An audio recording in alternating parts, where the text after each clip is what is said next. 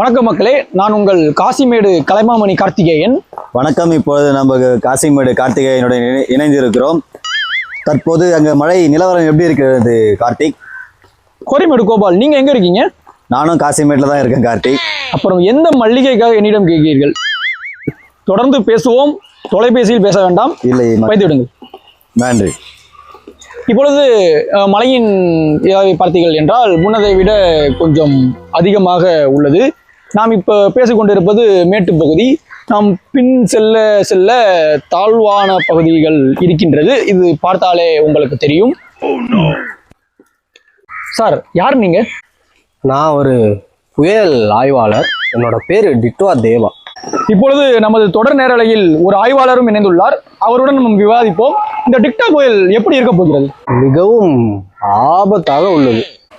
மிகவும் அருமையான பதில். இந்த புயலை சமாளிப்பதற்கு எந்த மாதிரியான திட்டங்கள் வைத்துள்ளீர்கள்? கண்டிப்பாக உள்ளது.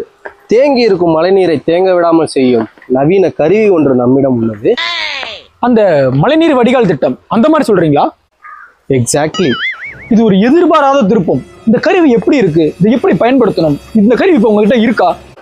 இருக்கிறது. நான் இப்பொழுது அதை உங்களிடம் காண்பிக்க உள்ளேன்.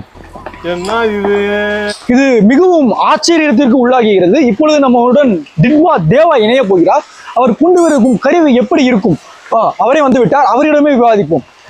இதுதான் அந்த கருவியா? எக்ஸாக்ட்லி. இதை எப்படி பயன்படுத்த வேண்டும் என்று நமது நேரலையில் உள்ள நேயர்களுக்கு தெரிவிங்கள். எங்கு எல்லாம் மழைநீர் தேங்கி உள்ளதோ அங்கு எல்லாம் இந்த கருவியின் பயன்பாடு இருந்து கொண்டே இருக்கிறது.